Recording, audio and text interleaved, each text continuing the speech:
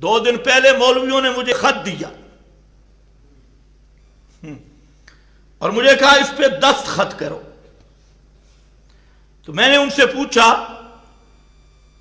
3-4 اچھے اکابر بزرگ تھے، ان سے میں نے کہا کہ آپ دیانتداری امانت دیانت سے بتائیں کہ اس خط پر دستخط کرنے کے بعد ایمان رہ جائے گا؟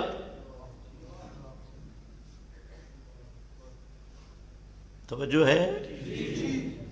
وہ میرے پاس ہے، وہ وقت آیا تو انشاءاللہ تب سے سمیت آئے گا، ابھی نہیں، ابھی ہم تھوڑا انتظار کر رہے ہیں.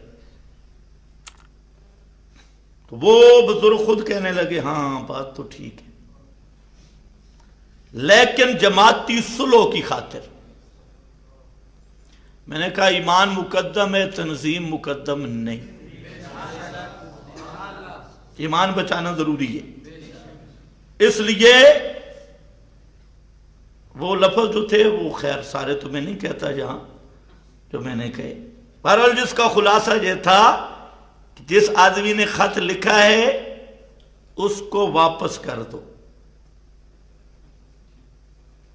کسی طریقے پہ، یہ طریق انکار.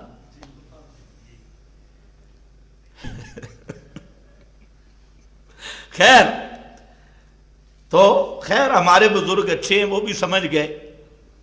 تو اس خط کو آپ پڑھیں تو آپ حیران رہ جائیں کہ جو بدماشی اس میں کی اور کتاب و سنت کا کو پامال کیا اور اپنے مولویوں کو پیغمبری منصب دیا. جو پیغمبر کا منصب ہے وہ مولویوں کا منصب بنا دیا، اور وہاں پر اور بھی عجیب عجیب شرکیہ کفریہ الفاظ ہیں. تو میں نے کہا کہ اس کے لیے کوئی مفتیوں کا پینل بٹھاؤ، پہلے یہ خط لکھنے والا اپنا ایمان تو ثابت کرے کہ اس میں لکھا کیا ہے. خیر بہرحال